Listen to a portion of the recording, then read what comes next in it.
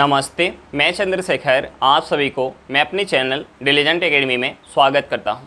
हम लोग बिहार एसएससी के लिए एक मैथ का सीरीज स्टार्ट किए थे, जिसमें हम लोग प्रत्येक दिन बिहार एसएससी में आए हुए मैथ का प्रीवियस ईयर क्वेश्चन और उस पर आधारित मैथ का क्वेश्चन कर रहे हैं।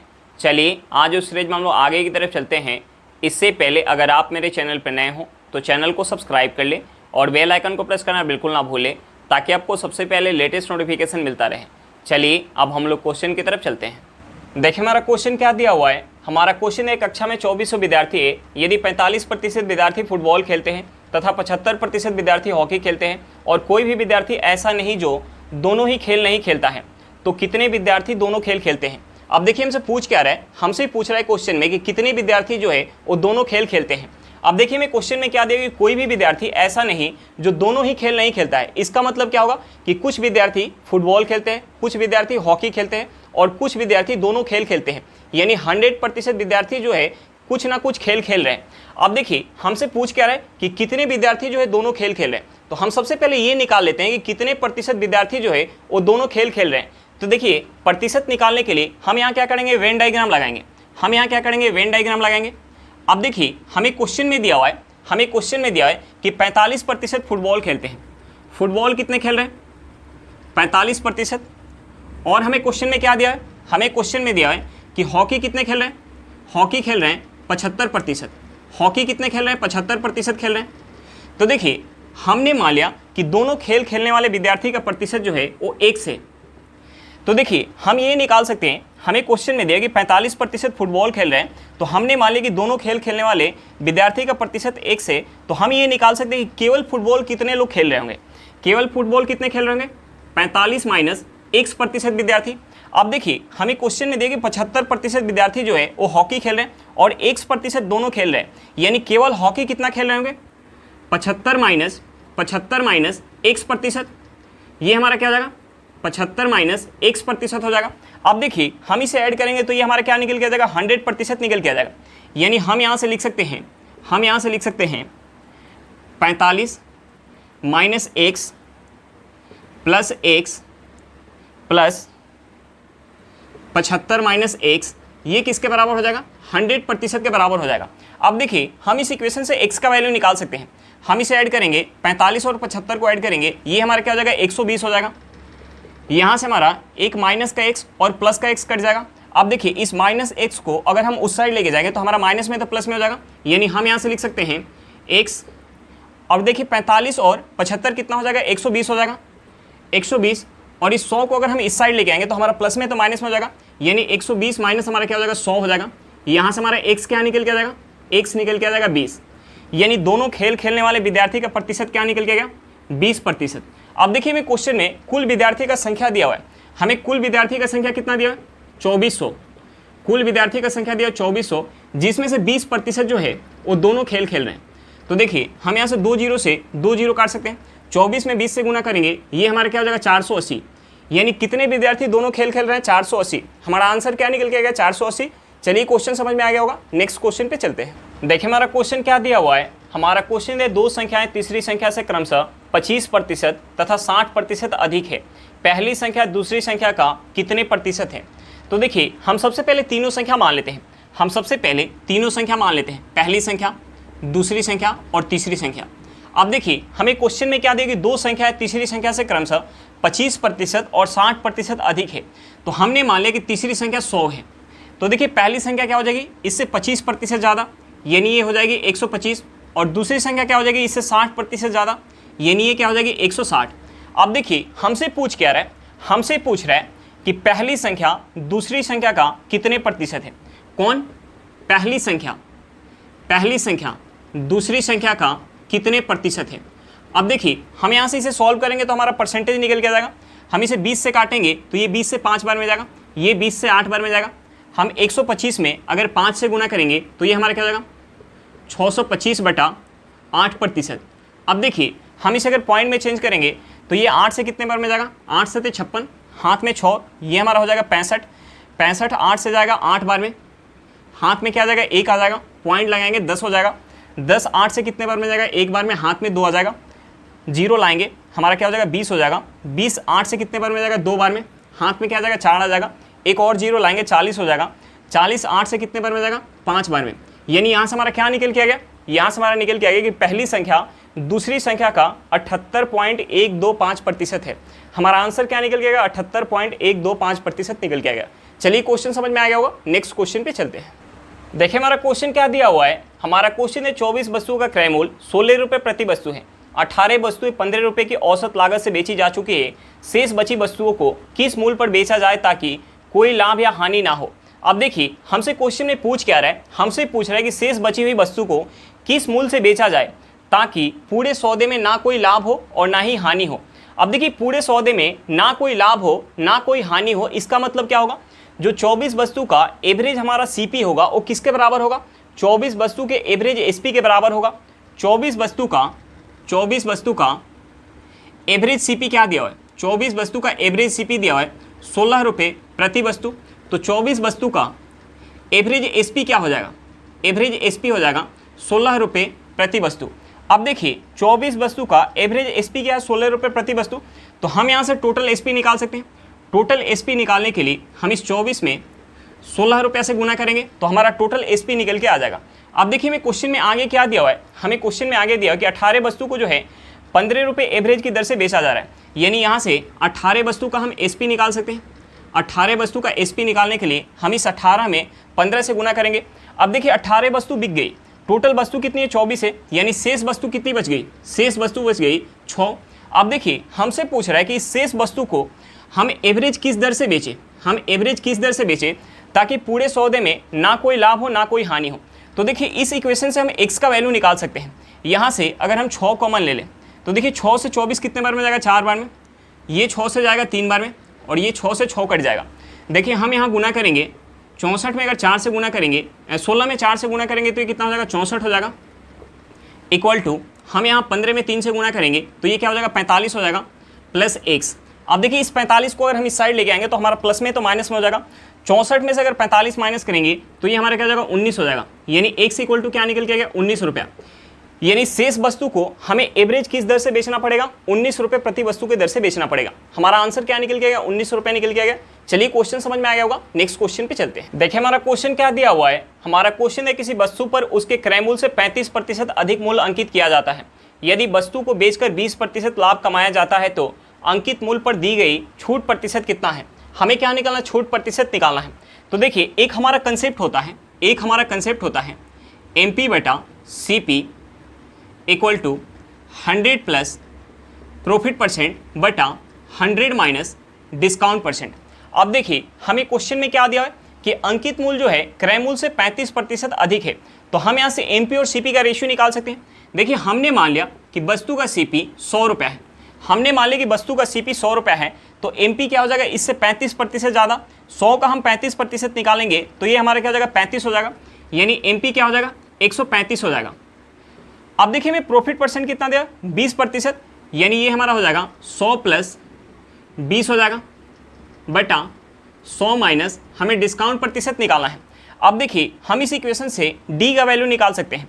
देखिए हम सबसे पहले इसे 5 से काट लेते हैं। ये 5 से कितने बार में जाएगा, 27 बार में। ये 5 से जाएगा 20 बार में।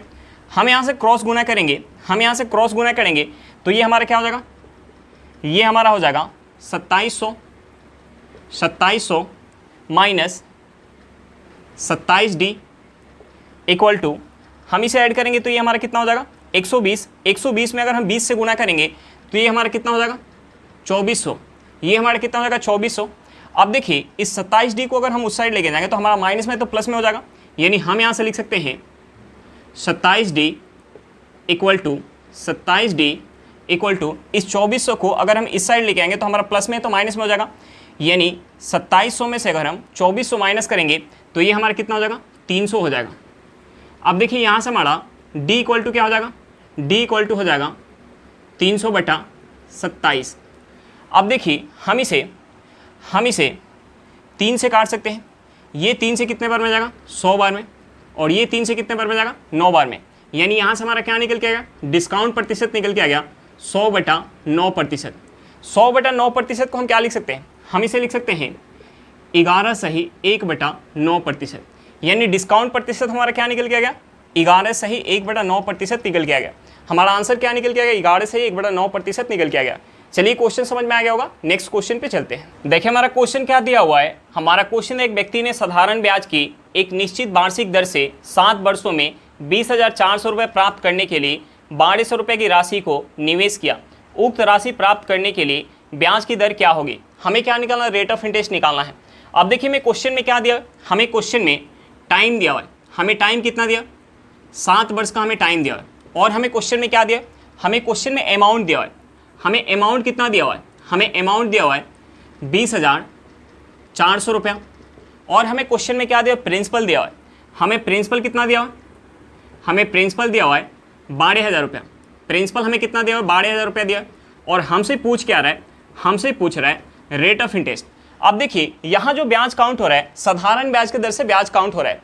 तो देखिए जब ब्याज साधारण ब्याज के दर से काउंट होता है तो हमें प्रत्येक साल ब्याज क्या मिलता है? बराबर मिलता है। यानी पहले साल अगर हमें प्रिंसिपल का 8% ब्याज मिलेगा तो दूसरे साल भी हमें प्रिंसिपल का 8% ही ब्याज मिलेगा। तो देखिए यहाँ टोटल जो है ब्याज कितना मिला है? अमाउंट कितना है? 20,400 रुपया। और प्रिंसिपल कितना है? 12,000 रुपया। यानी टोटल ब्याज कितना मिला है? टोटल ब्याज मिल रहा है 8,400 रुपया। देखिए 8,400 रुपये का ब्याज किस पे मिल रहा है? 12,000 रुपये पर। गुने हम 100 करेंगे तो यहाँ से हमारा क्या निकल के आ जाएगा? टोटल जो है ब्याज प्रतिशत निकल के आ जाएगा। अब देखिए हम यहाँ से 2 जीरो से 2 जीरो काट सकते हैं, हम इसे 1 जीरो से 1 जीरो को काट सकते हैं। 12 से अगर हम 840 को काटेंगे ये कितने बार में जाएगा? 70 बार में। यानी यहाँ से हमारा टोटल जो है एसआई प्रतिशत क्या निकल के आएगा? टोटल हमारा एसआई प्रतिशत निकल के आ गया 70%। अब देखिए 7 वर्ष में 70% का ब्याज मिल रहा है। 7 वर्ष में 70% का ब्याज मिल रहा है। तो देखिए 1 वर्ष में कितना ब्याज मिल जाएगा? हम इसमें 7 से भाग देंगे तो यहाँ से हमारा रेट ऑफ इंटरेस्ट निकल के आ जाएगा। यहाँ से हमारा रेट ऑफ इंटरेस्ट क्या निकल के आ जाएगा? रेट ऑफ इंटरेस्ट निकल के आ जाएगा 10% वार्षिक। हमारा रेट ऑफ इंटरेस्ट क्या निकल के आ गया? 10% वार्षिक निकल के आ गया। चलिए क्वेश्चन समझ में आ गया होगा, नेक्स्ट क्वेश्चन पे चलते हैं। देखिए हमारा क्वेश्चन क्या दिया हुआ है। हमारा क्वेश्चन है 10% वार्षिक ब्याज दर पर 3 वर्ष के लिए 2,000 रुपये के मूलधन पर चक्रवृद्धि ब्याज और साधारण ब्याज के बीच का अंतर ज्ञात करें। हमें क्या निकालना? CI माइनस SI निकालना है। अब देखिए मैं क्वेश्चन में क्या दिया हुआ है? हमें क्वेश्चन में रेट ऑफ इंटरेस्ट दिया है। हमें रेट ऑफ इंटरेस्ट कितना दिया? 10% वार्षिक। और हमें क्वेश्चन में क्या दिया? टाइम दिया है। हमें टाइम कितना दिया? 3 वर्ष का हमें टाइम दिया है। और हमें क्वेश्चन में क्या दिया? हमें क्वेश्चन में प्रिंसिपल दिया है। हमें प्रिंसिपल कितना दिया? 2,000 रुपये का हमें प्रिंसिपल दिया है। और हमसे पूछ क्या रहे हैं? हमसे पूछ रहे हैं CI माइनस SI पूछ रहे हैं। तो देखिए हम सबसे पहले यहाँ 3 वर्ष का हम साधारण ब्याज काउंट कर लेते हैं। हम सबसे पहले 3 वर्ष का हम यहाँ साधारण ब्याज काउंट कर लेते हैं। अब देखिए जब हम ब्याज साधारण ब्याज के दर से काउंट करते हैं तो हमें प्रत्येक साल ब्याज क्या मिलता है? बराबर मिलता है। यानी पहले साल अगर हमें प्रिंसिपल का 10% ब्याज मिलेगा तो दूसरे साल भी हमें प्रिंसिपल का 10% ब्याज मिलेगा और तीसरे साल भी हमें प्रिंसिपल का 10% ब्याज मिलेगा। तो देखिए हम इस 2,000 का अगर 10% निकालेंगे तो ये हमारा क्या हो जाएगा? 200 रुपया हो जाएगा। पहले साल हमें साधारण ब्याज कितना मिल जाएगा? 200 रुपया। दूसरे साल कितना मिलेगा? 200 रुपया। और तीसरे साल भी कितना मिलेगा? 200 रुपया। अब देखिए हम यहाँ 3 साल का चक्रवृद्धि ब्याज काउंट कर लेते हैं। देखिए जब हम ब्याज चक्रवृद्धि ब्याज के दर से काउंट करते हैं तो पहले साल हमें केवल प्रिंसिपल पे ब्याज मिलता है। दूसरे साल हमें प्रिंसिपल पे तो मिलता ही है, प्लस का हमें क्या मिलता है? जो पहले साल ब्याज मिला होता है उस ब्याज के ऊपर भी ब्याज मिलता है। तीसरे साल हमें प्रिंसिपल पे तो मिलता ही है, प्लस का हमें क्या मिलता है? जो 2 साल तक ब्याज मिला होता है उस ब्याज के ऊपर भी ब्याज मिलता है। तो देखिए जब हम यहाँ 10% की दर से 2,000 रुपये पर हम चक्रवृद्धि ब्याज काउंट करेंगे तो पहले वर्ष हमें प्रिंसिपल का 10% ब्याज मिल जाएगा यानी 200 रुपया। दूसरे वर्ष हमें प्रिंसिपल का 200 रुपये ब्याज मिलेगा ही, प्लस का हमें क्या मिलेगा? जो पहले वर्ष 200 रुपये ब्याज मिला है उसका भी हमें 10% ब्याज मिलेगा। तो देखिए 200 का अगर हम 10% निकालेंगे तो ये हमारे क्या हो जाएगा? 20 रुपये हो जाएगा। अब देखिए हम यहाँ टेबल पढ़ लेते हैं। हम यहाँ टेबल पढ़ेंगे तो ये हमारे क्या हो जाएगा? 40। अब देखिए ये हमारा 40 कैसे निकल के आएगा? तीसरे साल हमें प्रिंसिपल पे 200 रुपये मिलेगा, प्लस का हमें क्या मिलेगा? जो 2 साल तक ब्याज मिला होगा उसका भी हमें 10% ब्याज मिलेगा। तो देखिए 200 प्लस 200 400 का अगर हम 10% निकालेंगे तो ये हमारे क्या हो जाएगा? 40 रुपये हो जाएगा। बच क्या गया हमारा? 20 रुपया। यानी 20 रुपये का भी हमें 10% ब्याज मिलेगा। तो 20 का अगर हम 10% निकालेंगे तो ये हमारे क्या हो जाएगा? 2 रुपया हो जाएगा। अब देखिए हमसे पूछ क्या रहे हैं? हमसे पूछ रहे हैं CI माइनस SI। हमसे पूछ क्या रहा है? CI minus SI। तो देखिए जब हम साधारण ब्याज काउंट कर रहे थे तो हमें क्या मिला था? 200 प्लस 200 प्लस 200 मिला था। जब हम चक्रवृद्धि ब्याज काउंट करें तो हमें क्या मिला? 200 प्लस का 200 प्लस का 20 प्लस का 200 प्लस का 40 प्लस का 2। तो देखिए यहाँ से हमारा CI माइनस SI क्या हो जाएगा? अगर हम इसे ऐड कर लें, अगर हम इसे ऐड कर लें तो हमारा क्या निकल के आ जाएगा? CI माइनस SI निकल के आ जाएगा। हम इसे ऐड करेंगे तो ये हमारा क्या हो जाएगा? 62 रुपया हो जाएगा। यानी 3 साल का CI माइनस SI हमारा क्या निकल के आएगा, 62 रुपये निकल के आएगा। हमारा आंसर क्या निकल के आएगा, 62 रुपये निकल के आएगा। चलिए क्वेश्चन समझ में आ गया होगा, नेक्स्ट क्वेश्चन पे चलते हैं। देखिए हमारा क्वेश्चन क्या दिया हुआ है। हमारा क्वेश्चन है खराब मौसम के कारण किसी जहाज ने अपनी रफ्तार 300 किलोमीटर पर घंटा कम कर दी और 1200 किलोमीटर दूर अपने गंतव्य पर 2 घंटा देरी से पहुंची। बताइए उस उड़ान के पहुंचने की निर्धारित अवधि क्या थी। हमें क्या निकालना, निर्धारित अवधि निकालना है। तो निर्धारित अवधि निकालने के लिए हमें सबसे पहले जहाज का स्पीड निकालना पड़ेगा। तो देखिए हम यहाँ जहाज का स्पीड कुछ मान लेते हैं। हमने मान लिया कि जहाज का जो स्पीड है x किलोमीटर पर घंटा है। तो देखिए जब मौसम ख़राब हो रहा है तो जहाज अपना स्पीड जो है 300 किलोमीटर पर घंटा से कम कर ले रही है। तो मौसम ख़राब होने के बाद जहाज का स्पीड क्या हो जाएगा, x माइनस 300 किलोमीटर पर घंटा हो जाएगा, 300 किलोमीटर पर घंटा हो जाएगा। और हमें क्वेश्चन में डिस्टेंस क्या दिया, हमें डिस्टेंस दिया हुआ है 1200 किलोमीटर। अब देखिए हमें स्पीड पता है और हमें डिस्टेंस पता है, तो हम यहाँ से टाइम निकाल सकते हैं। टाइम निकालने के लिए हम क्या करेंगे, डिस्टेंस में स्पीड से भाग देंगे। अब देखिए यहाँ से हम दोनों टाइम जो निकालेंगे, उन दोनों टाइम के बीच का हमें अंतर क्या दिया, 2 घंटा। यानी हम यहाँ से लिख सकते हैं 1200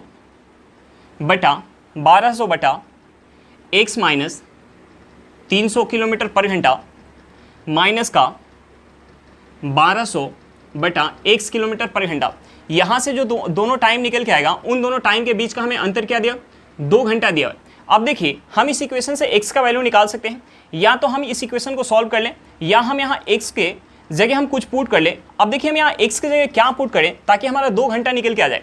तो देखिए अगर हम यहाँ पुट कर ले, x इक्वल टू 600। अगर हम यहाँ पुट कर ले x इक्वल टू 600, तो ये हमारा क्या हो जाएगा, 600 माइनस 300, ये हमारा क्या हो जाएगा, 300 हो जाएगा। 300 से अगर हम 1200 में भाग देंगे तो ये हमारा क्या हो जाएगा, 4 हो जाएगा। हम यहाँ x की जगह 600 पुट करेंगे तो 600 से 1200 कितने बार में जाएगा, 2 बार में। 4 में से अगर हम 2 माइनस करेंगे तो हमारा क्या निकल के आ जाएगा, 2 घंटा निकल के आ जाएगा। यानी यहाँ से हमारा x इक्वल टू क्या आ जाएगा, 600 किलोमीटर पर घंटा हो जाएगा। x इक्वल टू क्या आ जाएगा, 600 किलोमीटर पर घंटा।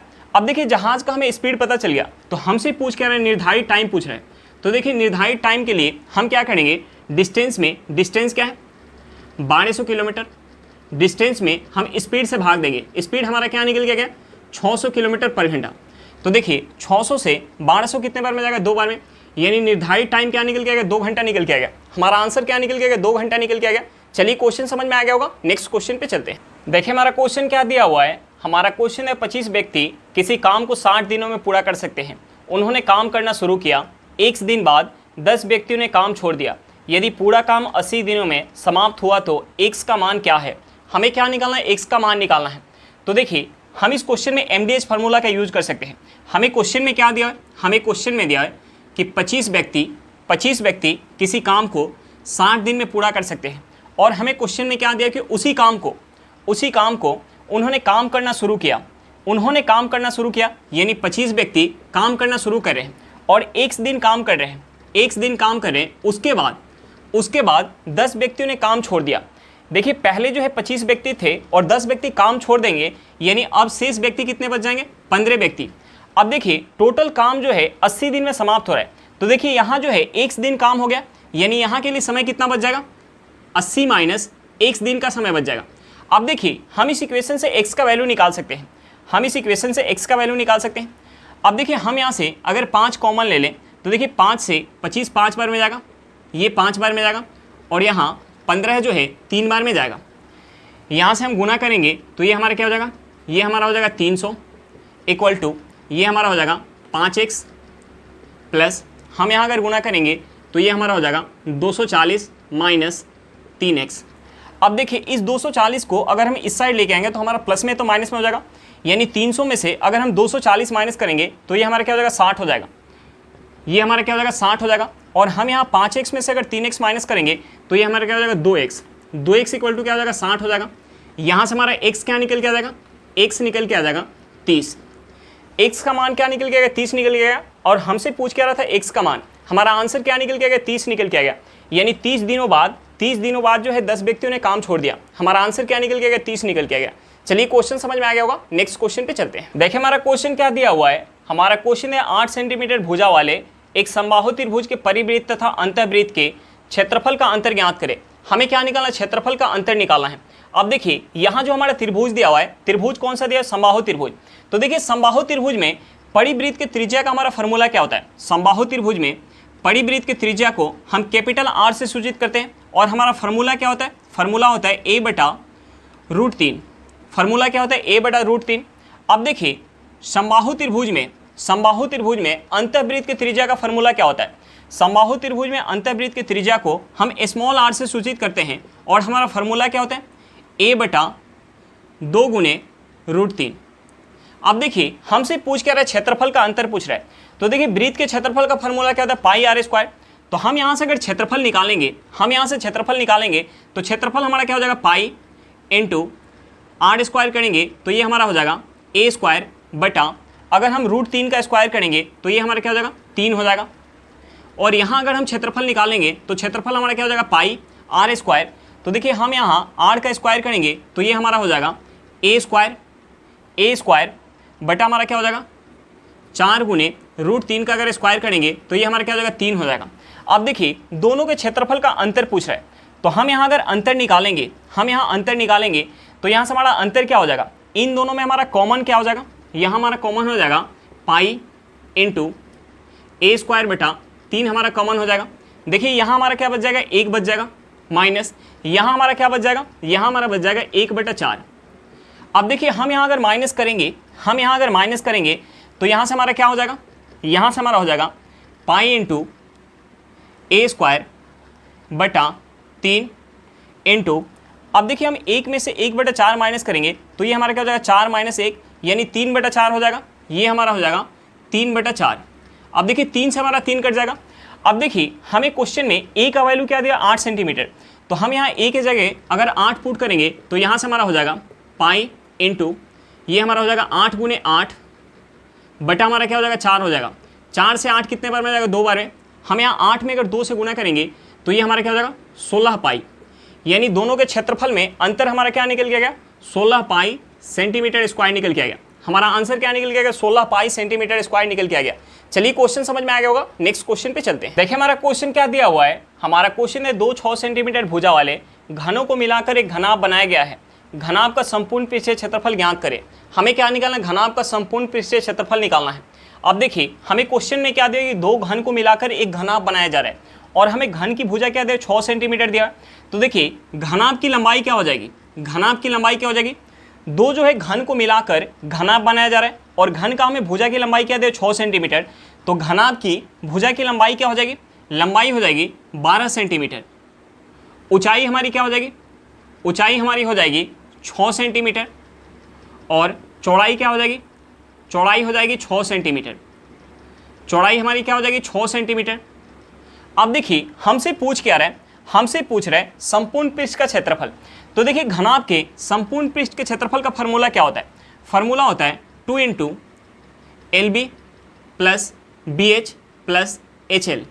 अब देखिए हमें जो है L का वैल्यू पता है, H का वैल्यू पता है और B का वैल्यू पता है। तो हम यहाँ L, B और H का वैल्यू पुट करेंगे तो यहाँ से हमारा हो जाएगा 2 × यहाँ से हमारा हो जाएगा 2 × देखिए L हमारा क्या है? 12 सेंटीमीटर और B हमारा क्या है? 6 सेंटीमीटर। तो 12 में अगर हम 6 से गुना करेंगे तो ये हमारा क्या हो जाएगा? ये हमारा हो जाएगा 72 सेंटीमीटर स्क्वायर हो जाएगा। अब देखिए B हमारा क्या है? B हमारा है 6 सेंटीमीटर और H हमारा क्या है? 6 सेंटीमीटर। तो हम यहाँ 6 × 6 करेंगे तो ये हमारा क्या हो जाएगा? 36 सेंटीमीटर स्क्वायर हो जाएगा। अब देखिए H हमारा क्या है? 6 सेंटीमीटर और L हमारा क्या है? 12 सेंटीमीटर। यानी ये हमारा क्या हो जाएगा? 72 सेंटीमीटर स्क्वायर हो जाएगा। अब देखिए हम इसे ऐड करेंगे तो ये हमारा क्या हो जाएगा? हम इसे ऐड करेंगे तो ये हमारा हो जाएगा 72 + 72 क्या हो जाएगा? 144। 144 में अगर हम 36 ऐड करेंगे तो ये हमारा क्या हो जाएगा? ये हमारा हो जाएगा 180। 180 में अगर हम 2 से गुना करेंगे तो ये हमारा क्या हो जाएगा? 360 सेंटीमीटर स्क्वायर। यानी संपूर्ण पृष्ठीय क्षेत्रफल क्या निकल के आ गया? 360 सेंटीमीटर स्क्वायर निकल के आ गया। हमारा आंसर क्या निकल के आ गया? 360 सेंटीमीटर स्क्वायर निकल के आ गया। चलिए क्वेश्चन समझ में आ गया होगा। आज के लिए इतना ही, फिर मिलते हैं नेक्स्ट क्लास में। अगर क्लास अच्छा लगे तो क्लास को लाइक करिएगा। अगर आप मेरे चैनल पर नए हो तो चैनल को सब्सक्राइब करिएगा और क्लास को अपने दोस्तों के साथ शेयर करना बिल्कुल मत भूलिएगा। चलिए बाय बाय।